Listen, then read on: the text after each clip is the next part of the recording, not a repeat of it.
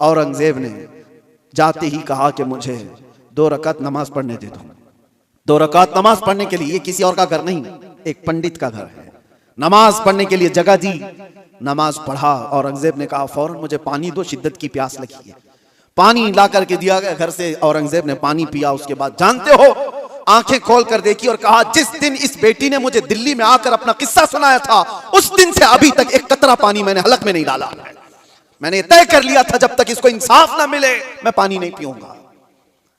बेटियों को लोग दूसरों के हरम सरा में पहुंचाने वाले, तारीख इस्लाम को तोड़ मरोड़ कर पेश करने वाले, जरा इस तारीख को भी देखें। और मेरे अजीजों, ये ऐसी वैसी बात नहीं। उस पंडित ने बादशाह औरंगजेब के इस एहसान को याद रखकर उस इलाके को, उस जगह को जहां उसने सजदा किया था, बादशाह ने हमेशा के लिए मस्जिद तामीर कर दी। ब्रदरान मिल्लत इस्लामिया, अस्सलामु अलैकुम व रहमतुल्लाहि व बरकातुहू।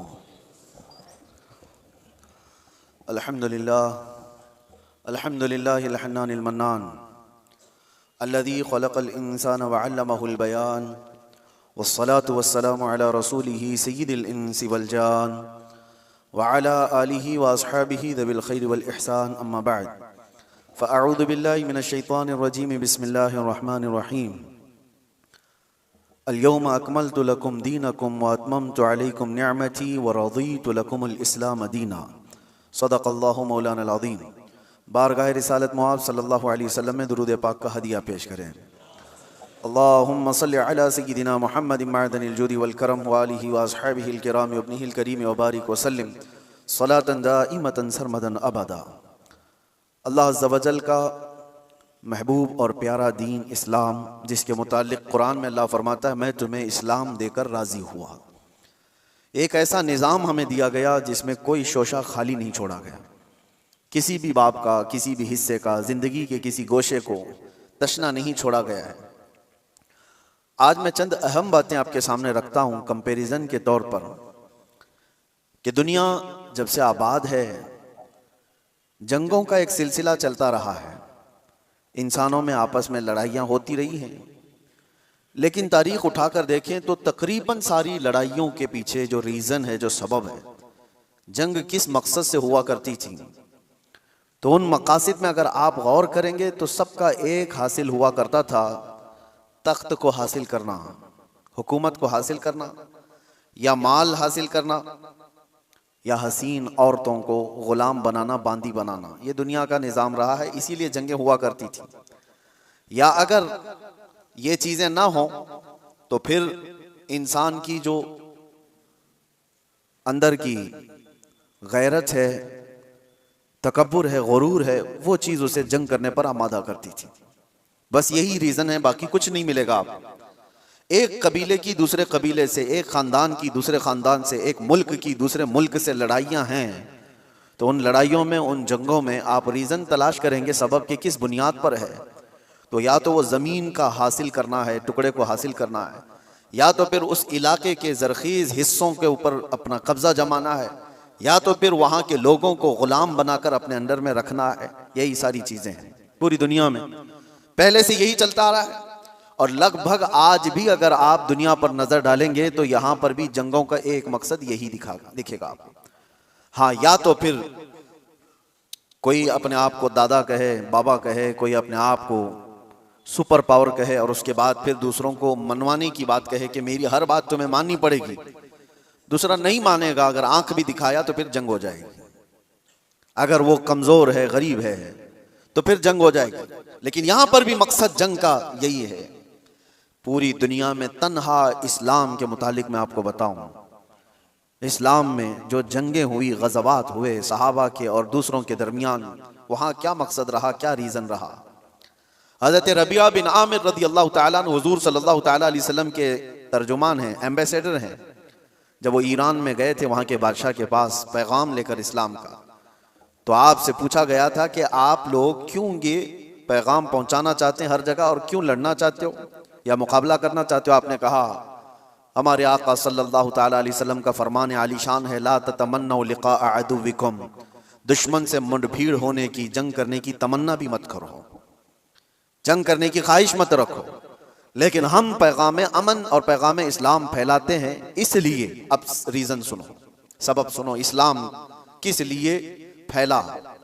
हजरत रबिया बिन आमिर कहते हैं कि हमारा सिर्फ एक मकसद है कि इंसानों को इंसानों की गुलामी से निकालकर खालिक की बंदगी में लगा दें, अल्लाह की बंदगी में और उसकी इबादत में लगा दें। हमारा मकसद ये है इंसान इंसान का गुलाम ना रहे। हर दौर में यही चलता आ रहा है। और आप शुरू के दिनों में जो गुलामों के मामलात इस्लाम के मसाइल में भी अगर पढ़ते हैं तो यूं नहीं है कि इस्लाम ने गुलामी को बढ़ावा दिया है, बल्कि इस्लाम धीरे धीरे धीरे गुलामी को खत्म कर दिया। अरे तुमने कसम का अगर खा लिया, कसम खा लिया और उसको तोड़ दिया तो कफारे में गुलाम आजाद करना है, रोजा उसके कफारा है उसमें गुलाम आजाद करने हैं, जिहार है उसमें गुलाम, कई ऐसी चीजें हैं। गलती तुम कर रहे हो लेकिन गुलाम को आजाद करना है। यह सिस्टम क्यों बनाया गया था? यह सिस्टम इसलिए कि गुलामी का दौर खत्म हो जाए। और इस्लाम ने जो कुछ भी गज़वात हुए, जंगें हुई, वो सिर्फ और सिर्फ अल्लाह तबारक व तआला की जमीन पर उसके अहकाम के निफाज के लिए। दूसरा रीजन उन्होंने बताया था कि जब कभी जंग करने का हुक्म हमें उस वक्त तक नहीं है जब तक किसी कौम के ऊपर कोई ऐसा जालिम आ जाए जो वहां के लोगों का जीना धोबर कर चुका हो, उनको सांस लेने की भी दिक्कत आ गई हो, तो फिर इस्लाम कहता है कि अल्लाह तबारक व तआला की मखलूक को आसानी पहुंचाने के लिए और जालिमों से नजात दिलाने के लिए फिर उसके लिए जंग होगी। तो जंगों का जो रीजन है, वो मकसद है, वो अल्लाह तबारक व तआला की जमीन को फसाद से साफ करने के लिए ही सिर्फ एक रीजन आपको मिलता है, ये इस्लाम में। बाकी दूसरी जगह आप जहां पर भी देखेंगे, दूसरे मुल्क पर, दूसरी कौम पर हमला करना है तो वहां के माल को लूटना है, वहां की जमीन को हासिल करना है, वहां की बादशाहत को लेना है, वहां के इलाकों पर अपना कब्जा जमाना है। अगर इलाकों पर कब्जा जमाना ही होता हर जंग करने के बाद, तो आपको मैं बताऊं खालिद बिन वलीद ने 125 जंगें लड़ी, 125 जंगें लड़ी और कई इलाके फतह किए। क्या हर इलाके को फतह करने के बाद खालिद बिन वलीद ने अपनी बादशाही का ऐलान कर दिया कि आज के बाद से इस इलाके का मालिक मैं हूं, इस इलाके का बादशाह मैं हूं? नहीं। पूरी तारीख उठा करके आप देखें, कितने ऐसे सहाबा हैं जिनको सिपह सालार बना करके भेजा गया, उन्होंने इलाके के इलाके फतह किए, लेकिन अपनी बादशाही का ऐलान उन्होंने नहीं किया, बल्कि हमेशा से यूं ऐलान किया कि मैं रसूलुल्लाह सल्लल्लाहु तआला अलैहि वसल्लम के गुलामों का एक अदना गुलाम हूं और अमन के लिए, इस जमीन को फसाद से साफ करने के लिए मैं यहां पर आया हूं। मोहम्मद बिन कासिम 19 साल की उम्र में हिंदुस्तान आया था। आपको पता है मोहम्मद बिन कासिम सबसे पहले 10,000 का लश्कर लेकर के जब आया था, वो भी हिंदुस्तान क्यों आया था? हिंदुस्तान में जुल्म इस तौर पर एक राजा दाहिर सिंह ने और उसके गुंडों ने कुछ औरतों को कब्जा में ले लिया जो हज के सफर पर जा रही थी, और औरतों का माल भी लूट लिया, उनको कैद में रख दिया गुंडों ने। उन औरतों ने गुहार लगाई। कुछ लोगों ने उन औरतों की ये बातें सुनी और अरब के उस वक्त के गवर्नर जो थे हज्जाज बिन यूसुफ के पास ये खबर सुना रहे थे। हज्जाज बिन यूसुफ का भतीजा मोहम्मद बिन कासिम 19 साल का, उसने ये खबर सुनी कि इतनी दूर कुछ औरतों पर कुछ जालिम गुंडे जुल्म कर रहे हैं। उसने वहीं से आवाज लगाई, लब्बैक या उख्ती, ऐ मेरी बहन, मैं आ रहा हूं तेरी मदद के लिए। और उस जमाने में 4000 किलोमीटर का सफर करके आने वाला, जंगलों का सफर, दरियाओं का सफर, पहाड़ों का सफर, 10,000 का लश्कर लेकर एक जवान आया है। और फिर उस जमाने में मौजूद इन गुंडों और इन जालिमों को जो औरतों के हुकूक की पामाली कर रहे थे, ललकार करके कहा। फिर मुकाबला हुआ, 3 दिन तक ये लड़ाई चली थी। उसके बाद वो सारे गिरफ्तार हुए और राजा की भी गद्दी चली गई, तख्त चला गया, सब खत्म हो गया। एक 19 साला लड़के ने अमन का परचम लहराया था। लेकिन रीजन क्या था, मकसद क्या था? जुल्म से इलाके को साफ करना। और उसके बाद एक बड़े पंडित हैं इलाहाबाद यूनिवर्सिटी के, वो रिसर्च स्कॉलर भी रहे, और लिखी हुई उस मौर्रिख की किताब में से आपको मैं बताऊं, मुसलमानों की लिखी हुई तारीख की बात नहीं कर रहा, पंडित ने लिखा है, हिंदू पंडित हैं, उन्होंने लिखा कि मोहम्मद बिन कासिम जब आया तो उसने साफ ऐलान किया था, इस इलाके में रहने वाले जिसको जिस चीज पर अमल करना है वो आजाद है, कोई मेरा नौकर नहीं है, कोई मेरा गुलाम नहीं है। और अदल ऐसा कायम किया था कि पूरे इलाके वालों ने अपने सर आंखों पर उसको बिठा रखा था, 19 साल के जवान को, क्योंकि लोग राजाओं के जुल्म से तंग आ चुके थे। देखा था उन्होंने किस तरह से किसी की भी औरत को उठा करके अपने हरम सरा की जीनत बना दिया करते थे। लेकिन एक 19 साला जवान जब आया तो उसने आदल व इंसाफ ऐसा कायम करके दिखाया था, हर एक ने अपनी बाहें फैला करके उसका इस्तेकबाल किया था। ये हिंदू पंडित की किताब में लिखा हुआ मौजूद है, अपने नहीं, दूसरों ने इस अदल और इंसाफ के मुतालिक लिखा है। इस्लाम का रीजन ये रहा है मेरे अजीजों, दुनिया हजार प्रोपेगेंडा फैलाए आज, तारीख के ऊपर तुम कितने धब्बे डाल करके छुपाओगे। अगर पीछे जाओ अरब की जाहिलियत में अगर जंगें देखेंगे आप, अल्लाह की पनाह, जो मशहूर जंगें हैं वहां की, हर बसूस एक नाम से जंग हुई जो 40 साल तक चलती रही। बनी बकर और बनी तगलब ये दो कबीले थे। इन कबीलों में हुआ क्या था, बनी बकर की ऊंटनी बनी तगलब के चरागाह में आ गई थी, ऊंटनी चरने के लिए आ गई गलती से, इस पर जंग शुरू हुई और 40 साल चली थी। कैसी जंग हुई थी दोनों कबीलों में, जब तक दोनों कबीलों के लोग खत्म ना हो गए, दोनों कबीलों की ऊंटनियां और घोड़े मर नहीं गए, तब तक ये जंग चलती रही। उसके अलावा और भी जंगें हैं, औस और खजरज की लड़ाई 120 साल तक चली थी। ये सिर्फ और सिर्फ गुरूर और तकब्बुर की बुनियाद पर चली हुई जंगें हैं। इलाके के इलाके उन्होंने खत्म कर दिए थे, नस्लें खत्म हो गई थी। नबी पाक सल्लल्लाहु तआला अलैहि वसल्लम के मदीने तैयबा आने तक औस और खजरज की लड़ाई चल रही थी। और अगर आप ये कहें ये अरबों की जिहालत और इनकी निहायत ही बदमाशी का हाल होगा, तो ऐसा नहीं है मेरे अजीजों। उस जमाने में ईरान का भी वही हाल था, रोम का भी वही हाल था। जब ये किसी इलाके पर काबिज होते, आपको पता है कि एक ईरानी बादशाह ने फिलिस्तीन पर हमला किया था तो 1,40,000 फिलिस्तीनियों को ज़बह कर दिया था। और रोम वाले क्या करते थे, रोम के ईसाई जब यहूदियों पर काबिज होते थे तो उनके यहां तो मशगला था। हजारों लोग जब जंग में कैदी बनकर के आते थे तो इंटरटेनमेंट के लिए रोजाना मैदान सजाए जाते थे, और उसमें बड़े बड़े जो पहलवान हैं, जो सिपह सालार हैं, वो अपनी तलवार का जौहर दिखाने के लिए इन कैदियों को एक साथ मारते थे। और ये मुकाबला होता था कि एक वार में कितनी गर्दनें उड़ा सकता है आदमी। ये रोमियों क्या मशगला था ये उनका। जब यहूदियों को कब्जे में ले लेते थे या कैदी बनाकर लाते थे तो एक एक तलवार के वार पर 10-10 लोगों की गर्दनें उड़ाना वो समझते थे बहादुरी का जौहर है। और कहीं पर उनको इस चीज का कोई अफसोस नहीं कि इंसान किस तरह काटे जाते हैं। एक तो आपको मैं बताऊं, बहुत मशहूर एक शख्स है जिसको डार्लिंग ऑफ ह्यूमन रेस कहा जाता है। तारीख में आप पढ़ लेना, इसने क्या किया है, तकरीबन 60,000 के करीब यहूदियों को कब्जे में लेकर एक बहुत बड़े इलाके में उनको बांध दिया और जंगल के खतरनाक दरिंदे ला करके उनके ऊपर छोड़ दिए गए थे। वो नोच नोच करके खाते थे और ये लोग तमाशा देख देख कर तालियां बजाते थे। ये इंसानों की जिंदगियों के साथ जो तमाशे होते रहते थे, ये ईगो, ये उनका तकब्बुर, ये उनका गुरूर, किसी मफतूह कौम पर, मगलूब कौम पर वो अपने गुस्से की तमाम चीजें निकाल दिया करते थे। जब कभी किसी पर काबिज हुए, बैतुल मुकद्दस को कितनी मर्तबा खून में नहलाया गया आपको पता है। टाइटस के जमाने में पूरे फिलिस्तीन में ऐसी जंग हुई थी कि घोड़ों के टाप पूरे खून से भर जाया करते थे। जब भी घोड़ा किसी भी गली में जाए खून के बगैर नहीं आता था। यह सब तारीख महफूज है, हमारी लिखी हुई नहीं, ये गैर मुस्लिमों की लिखी हुई तारीखें मौजूद हैं जिन्होंने पूरी दुनिया में क्या तमाशे बनाए। और एक तरफ इस्लाम के खिलाफ प्रोपेगेंडा फैलाने वाले, उनको मैं दावत देता हूं, आओ मुताला करो, आओ मुताला करो। किसी भी जंग को छेड़ा नहीं गया था।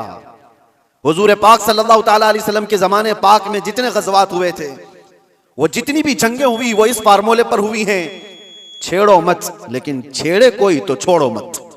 यही फार्मूले पर जंगें हुई हैं। बद्र में मेरे आका सल्लल्लाहु अलैहि वसल्लम तशरीफ ले गए। क्या बद्र को जबरदस्ती लड़ने के लिए बुलाया गया था? नाफिज की गई थी मुसलमानों पर। उहद मदीने में हुई है। कुफारे मक्का वहां से पूरे कबीले लेकर के आए थे मदीने पर हमला करने के लिए। तो जंगे उहद मदीने के बाहर हुई। जंगे खंदक कहां हुई? 12,000 कुफार मुशरिकीन आए थे हुजूर पाक सल्लल्लाहु अलैहि वसल्लम और सहाबा से लड़ने के लिए। और कहां पर? मदीने के बाहर ही लड़ाई हुई, गए नहीं थे, मदीने के आसपास हुई। ये सब जंगों के बाद, हर जंग का रीजन मैं आपको बताऊंगा, लेकिन जंगों के भी उसूल होते हैं। लेकिन दुनिया ये सिर्फ उसूल बताने के लिए कहती है, आज उस पर अमल कोई नहीं करता, अमल कोई नहीं करता। आप क्या समझते हैं ये जुल्म और बर्बरियत जो कुछ भी दुनिया में हुई हो किसी खास कौम के साथ है? सब कौमें इसमें मुलव्विस हैं, सब कौमें मुलव्विस हैं। हमारे यहाँ की कौमों के मुतालिक भी तारीख में आपको बताओ हिंदुस्तान में भी क्या क्या होता रहा, कितनी बड़ी बड़ी जंगें हुई और कितने लोगों का कत्ले आम हुआ। राजाओं के महाराजाओं के तख्त हासिल करने के लिए एक दूसरे की लड़ाइयों में कितने गिरजाघर तोड़े गए, कितने मंदिरों को तोड़ा गया, कितने माबदों को तोड़ा गया। ये सब चीजें तारीख में मौजूद है। लेकिन दुनिया इन सब से आंख बंद करके एक तरफ टारगेट की हुई है, सिर्फ इस्लाम, जबकि सबकी तारीखें भरी हुई। आपको अगर तारीख पढ़ना है तो आप उठा करके देखें किस राजे ने अपने तख्त बिछाने के लिए कितने लोगों को उस तख्त के नीचे दबाया है। आपको पता है ये जो पिरामिड्स बने थे उसके मुतालिक भी यही कहा जाता है, अहरामात मिस्र फराइना ने, वहां पर वो एक एक पत्थर पता नहीं कितने हजार किलो का है, इस तरह से वो जो बनाए गए उसमें हजारों ने लाखों लोगों की लाशें खत्म हो गई हैं, कितने लाखों लोग मर गए उसमें। बादशाहों का निजाम यही रहा है, अपने हुसूल के लिए, अपने जाह के लिए, अपनी तलब के लिए इंसानों का कत्लेआम किया है, इंसानों का कत्लेआम किया। और जो वर्ल्ड वार फर्स्ट और वर्ल्ड वार सेकंड जो हुई इसकी भी तारीख उठा करके आप पढ़ो, किस लिए जंगें हुई आपस में। ये तो ज्यादा दूर नहीं है ना, 1920 1940 के बीच में, ये ज्यादा दूर नहीं है, अभी 100 साल पहले की बात आपको बता रहा हूं। फर्स्ट वर्ल्ड वार और सेकंड वर्ल्ड वार में जो लोगों की मौतें हुई हैं, फर्स्ट में तकरीबन 3 करोड़ लोग मारे गए, करोड़, 1 2 100 200 1000 2000 की बात नहीं कर रहा हूं, 3 करोड़। और सेकेंड वर्ल्ड वार में उससे भी ज्यादा लोग मारे गए, जख्मी हुए। ये सिर्फ और सिर्फ बादशाहों ने अपने तख्त के लिए, अपनी जमीनों के लिए लड़ाइयां लड़ी। और टोटल मेरे आका सल्लल्लाहु अलैहि वसल्लम ने अपनी जिंदगी पाक में 17 गज़वात में शिरकत फरमाई। कितने? 17 गज़वात। और टोटल 17 गज़वात को मिलाएंगे तो 252 लोग मरे थे, इसके अलावा नहीं। 17 जंगों की जो लिस्ट बताई जाती है मेरे अजीजों, लेकिन फिर भी दुनिया को एतराज है इस्लामी जंगों से। आपको मैं बताऊं, जंगों के उसूल होते हैं, उसलूब होते हैं, तरीक़ेकार होते हैं, लेकिन किसी ने अमल नहीं करना है उस पर। गुआंतानामो बे जेल के मुतालिक सुना होगा, अबू गुरैब जेल के मुतालिक आपने सुना होगा, अमेरिकी लोगों ने जो इराक जंग के बाद वहां के कैदियों के साथ सलूक किया है। यह हमने नहीं है, ह्यूमन राइट्स की तंजीमों ने लिखा है, इसको तारीख में मौजूद है। कैदियों को लिटा करके उनके ऊपर कुत्ते छोड़ दिए जाते थे, कैदियों को बांध करके उनके मुंह पर पेशाब किया जाता था और उनको गलाजत खाने पर मजबूर किया जाता। इंसानियत से गिरे हुए हरकतें। एक जालिम जब नशा के गुरूर में आता है तो ऐसी हरकतें करता है, लेकिन जिसके सीने में ईमान हो वो क्या करता है? अल्लाहु अकबर। मेरे अजीजों, मुहम्मदुर रसूलुल्लाह सल्लल्लाहु तआला अलैहि वसल्लम के पाए अक़दस पर मैं तुम्हें लेकर चलता हूं। ये वो वक्त है जब अल्लाह के हबीब सल्लल्लाहु तआला अलैहि वसल्लम का पैगाम दुनिया में बहुत दूर तक जा चुका था। यमन, इराक, शाम, मिस्र, हर जगह पहुंच चुका था। और 1,20,000 सहाबा उस वक्त मौजूद थे जब नबी पाक सल्लल्लाहु तआला अलैहि वसल्लम की कुव्वत का आलम था, गलबे का वक्त था। मक्का भी फतह हो चुका था, मदीने के आसपास का इलाका इस्लाम के परचम से लहरा रहा था। ये वो दौर की बात नहीं कर रहा हूं मैं जब कुफार मक्का से बच करके रहना पड़ता था, छुप करके तबलीग करनी पड़ती थी, उस दौर की बात नहीं कर रहा हूं, गलबे के वक्त की बात कर रहा हूं। ये हुजूर पाक की जाहिरी जिंदगी का आखिरी साल है जब मेरे आका सल्लल्लाहु अलैहि वसल्लम हज करके वापस तशरीफ लाए थे और बीमार थे। उस वक्त जब नबी करम सल्लल्लाहु तआला अलैहि वसल्लम के नाम का चर्चा कैसर और किसरा के जिस्मों में कपकपी तारी कर देता था, हजारों फौजें थरथराती थी, गलबे का वक्त था।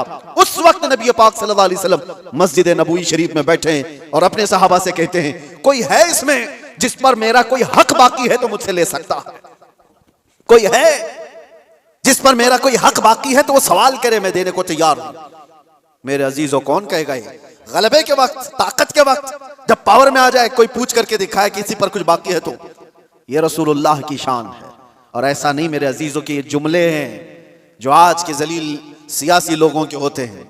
हुजूर ने जब ये फरमाया तो एक सहाबी खड़े हो गए, कहा मेरा आपके ऊपर एक हक बाकी है, आपके ऊपर मेरा एक हक बाकी है या रसूल अल्लाह।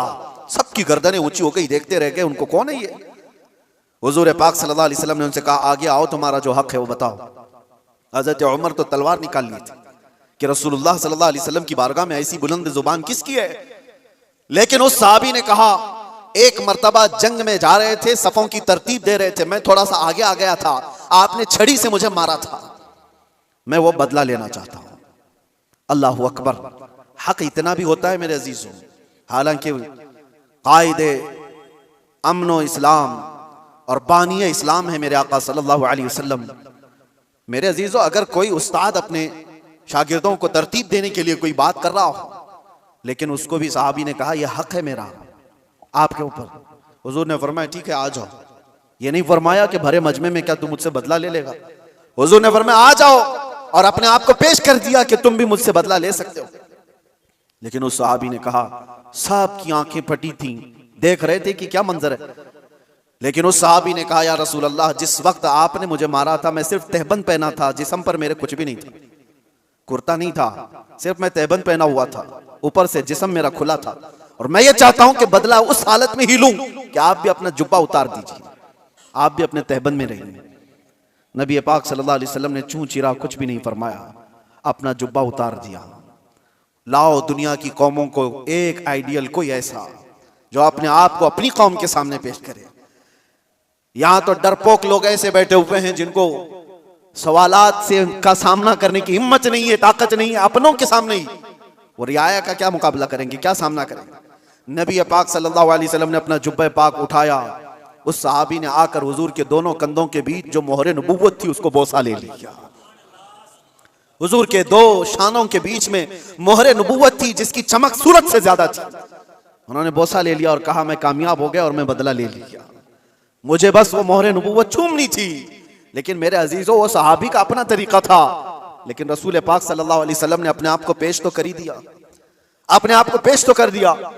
और जंगों के हालात के मुतालिक आपको मैं बताऊं, बद्र के वो 70 कैदी जिनको गिरफ्तार करके मदीने लाया गया था, लोग तो कह रहे थे इनको मार दिया जाए, इनको जला दिया जाए, इनको काट दिया जाए।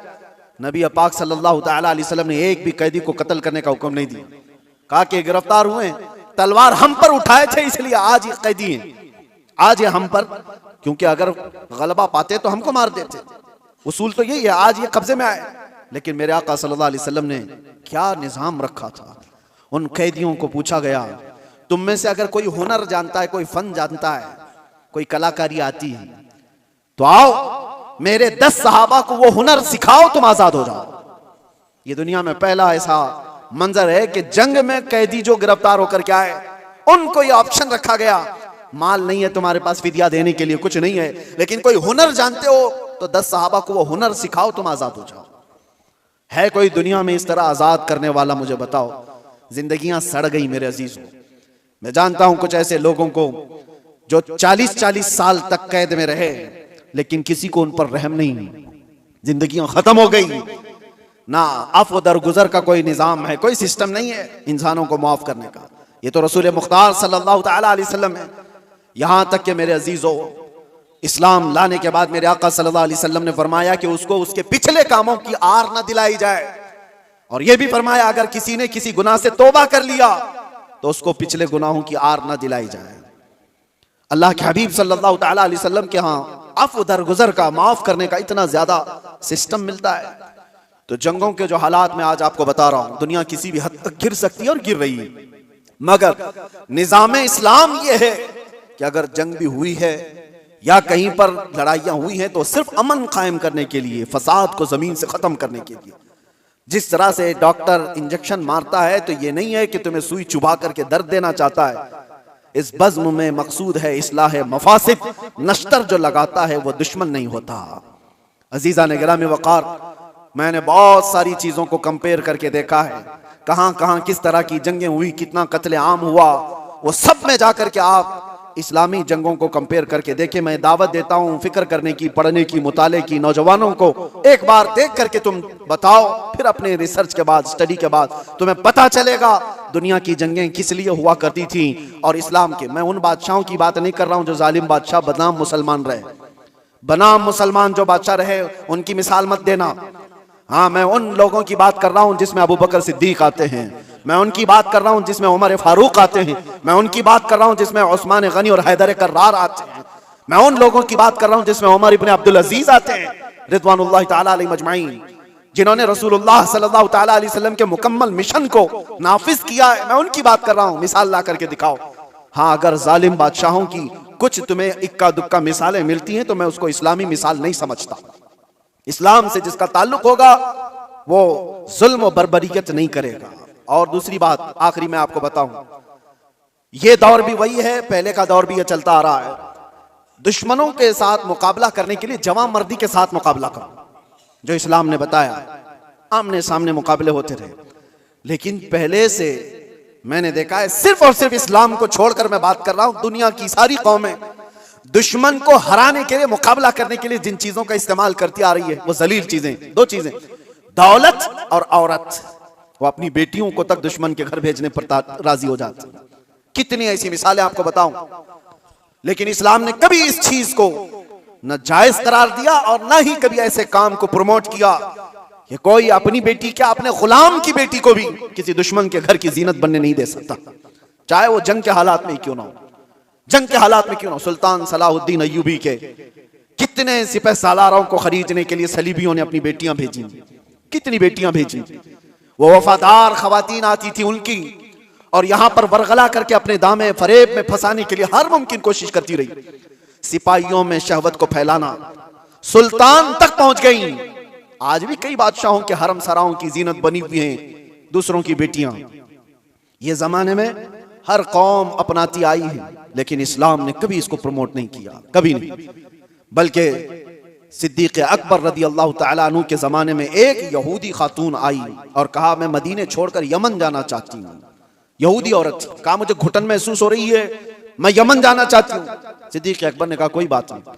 दो जवान सहाबा को उस खातून के साथ कर दिया और कहा इसको यमन तक सही सलामत छोड़ के आना। और उसको ऊंटनी पर सवार किया गया। दो नौजवान सहाबी, यहूदी औरत है, मुसलमान औरत की बात नहीं कर रहा हूं, उसको यमन तक लेकर के गए। जहां जहां चेकिंग पॉइंट आती थी, लोग पूछते कौन है, कहां से आ रहा है, ये दोनों जवान जवाब देते खलीफा इस्लाम सिद्दीक अकबर की कोई मेहमान है, यमन जा रही है। कोई सर उठाकर नहीं देखता था। वो खातून यमन पहुंचती है और उसके बाद सारे लोगों को, अपने कबीले को, खानदान को जमा करके कहती है मैं तो वहां से ये सोच करके आ रही थी कि ये मुसलमान वहशी होंगे, हमारी इज्जतों पर हमला करेंगे, मगर पूरे सफर में मैंने दो जवानों को देखा, एक बार भी नजर उठाकर देखने को तैयार नहीं। मैं गवाही देती हूं कि इस्लाम सच्चा है और मदीना ही पुरअमन है। मैं वापस जाती हूं उसी हरम में जहां रसूलुल्लाह ने अमन के पैगाम पहुंचाए थे। ये बेटियों की हिफाजत के लिए। आपको पता है औरंगजेब औरंगजेब औरंगजेब, आज दुनिया भर में ये जो एक छवि को खराब करने की कोशिश की जाती है, तारीख को तोड़ मरोड़ कर बताने की, आपको पता है। आप तारीख देखें, मैं औरंगजेब की पूरी तारीख बताने के लिए नहीं खड़ा हूं, लेकिन एक चीज मिलती है। बनारस में एक पंडित के घर एक लड़की थी, जवान लड़की, और जब वो जवान हुई तो बनारस में उस वक्त जो गवर्नर था, कोतवाल था शायद, उसका नाम इब्राहिम कुछ था, मुसलमान था, अय्याश किस्म का था। लड़कियों के ऊपर डोरे डालना, उनको पकड़ना, उनको अपने हरम में जीनत बनाना, ये उसके काम थे। अब ये खूबसूरत जवान लड़की पर वो फिदा हो गया, आशिक हो गया, और उसने किसी भी तरह से इस लड़की को हासिल करने के लिए एड़ी चोटी का जोर लगाया। और आखिर में आकर के हुआ ये कि उसके घर के अतराफ हिसार हो जाता था, घेराबंदी। फिर पंडित मजबूर हो गया, अपनी बेटी से कहा कि चलो, जब वो बड़ा आदमी है तो उसके आगे हम लोग कुछ नहीं कर सकते, बेटी तुम चले जाओ, तैयार हो जाओ। वो चाहता है तुमसे शादी करने के लिए। लड़की को इस चीज की बिल्कुल भी रजामंदी नहीं थी। उसने कहा कि मुझे थोड़ा वक्त दे दीजिए। वो एक उस वक्त सवारी लेती बनारस से, तारीख में मौजूद है, और उसने उसी वक्त दिल्ली का सफर इख्तियार किया जहां औरंगजेब आलमगीर जामा मस्जिद में हुआ करते थे। जुमा का दिन था। ये खातून मर्दाना लिबास पहन करके गई, लड़कों का लिबास पहन करके। जब बादशाह इस्लाम उस वक्त के सुल्तान निकल रहे हैं और लोगों से उनकी हाजतें पूछ रहे हैं, उसी वक्त ये लड़की खड़ी थी। औरंगजेब ने अपनी चादर उठा करके दे दी और कहा बेटी, इस लिबास में तुम्हें अच्छा नहीं लगता, तुम अपना चेहरा ढाक लो, तुम अपना सर ढाक लो, और तुम्हारी क्या हाजत है।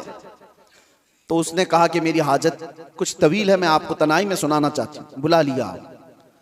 दौलत कदे पर वो खातून आई, जवान लड़की, और उसने वाकया सुना दिया कि आपका भेजा हुआ गवर्नर, आपका भेजा हुआ कोतवाल इस तरह से लड़कियों की इज्जत पर हमला करता है, और मेरे घर पर भी अब उसकी नजर है और मुझे अपनी हरम की जीनत बनाना चाहता है।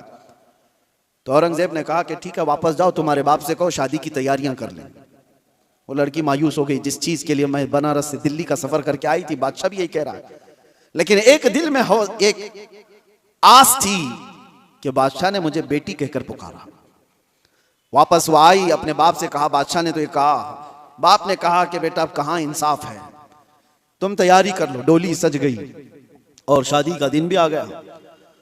वो जालिम अय्याश कोतवाल अपने सिपाहियों समेत इसकी डोली उठाने के लिए आया और रास्ते भर में लोगों पर लुटाते हुए जा रहा था। और जैसे ही बीच रास्ते में पहुंचा, एक फकीर आया और उसको कहा कि मुझे भी कुछ लुटाना चाहते हो? उसने कहा नीचे जितनी गिरी हुई हैं वो सब उठा ले। उस फकीर ने उसको बग्गी से नीचे खींच लिया। तो जैसे ही नीचे खींचा, ये कोतवाल जल्लादों से पुकार कर कहा कि कौन फकीर है जो बदतमीजी कर रहा है, तुम सबके सब आ जाओ। फकीर अपना जुब्बा उठाता है तो वह औरंगजेब वहां पर खड़ा है। कहा, वालिए हिंदुस्तान आलमगीर तेरे सामने खड़ा है, और क्या तुझे इस काम के लिए इस शहर भेजा गया था कि तू रोज अपने हरम सराओं में नई लड़कियों को जीनत बनाए अपनी बिस्तर का? और उसके बाद उसी वक्त उसकी सारी चीजें छीन ली गई, फिर उसको घोड़े के पैरों पर बांधकर खींचा गया। उस लड़की की बारात जो निकली थी बगैर किसी छूत के, बगैर किसी छुए, इज्जत के साथ डोली को वापस उसके घर पहुंचाया गया और उसको कैद में जल्लादों के हवाले कर दिया गया, कोतवाल को जो जालिम था, अय्याश था। अब जब लड़की बाहर आई तो उसने औरंगजेब से कहा मेरे घर चले। घर आए, या आपको तारीख की सच्चाइयां मैं बता रहा हूं। औरंगजेब ने जाते ही कहा कि मुझे 2 रकात नमाज पढ़ने दे दो। 2 रकात नमाज पढ़ने के लिए, ये किसी और का घर नहीं, एक पंडित का घर है। नमाज पढ़ने के लिए जगह दी, नमाज पढ़ा। औरंगजेब ने कहा फौरन मुझे पानी दो, शिद्दत की प्यास लगी है। पानी ला करके दिया गया घर से। औरंगजेब ने पानी पिया। उसके बाद जानते हो, आंखें खोल कर देखी और कहा जिस दिन इस बेटी ने मुझे दिल्ली में आकर अपना किस्सा सुनाया था, उस दिन से अभी तक एक कतरा पानी मैंने हलक में नहीं डाला। मैंने तय कर लिया था जब तक इसको इंसाफ ना मिले मैं पानी नहीं पीऊंगा। बेटियों को लोग दूसरों के हरम सरा में पहुंचाने वाले, तारीख इस्लाम को तोड़ मरोड़ कर पेश करने वाले, जरा इस तारीख को भी देखें। और मेरे अजीजों, ये ऐसी वैसी बात नहीं। उस पंडित ने बादशाह औरंगजेब के इस एहसान को याद रखकर उस इलाके को, उस जगह को जहां उसने सजदा किया था, बादशाह ने हमेशा के लिए मस्जिद तामीर कर दी। ये तारीख में मौजूद है। मैं आपको सिर्फ और सिर्फ एक झलक बता रहा हूं। इस्लाम ये काम नहीं करता कि अपने रिवायात को, अपने उसूल को जंगों में और दुश्मनों में सब तोड़ दिए जाएं और अपनी बेटियां भी किसी के यहां भेज दिए जाएं। यह इस्लाम की फितरत में नहीं है। इस्लाम उसूल की सच्चाइयों पर चलता है। अजीज़ान गिरामी वक़ार, अल्लाह तबारक व तआला हम सबको कहने सुनने से ज्यादा अमल की तौफीक अता फरमाए और रब तबारक व तआला इस्लाम की सच्चाइयों को हमें खुलकर इजहार करने और बयान करने की तौफीक अता फरमाए। मौला करीम ईमान पर जिंदा रखे और ईमान पर हमारा खात्मा अता फरमाए। व आखिर दावाना अनिल हम्दुलिल्लाहि रब्बिल आलमीन। अस्सलामु अलैकुम।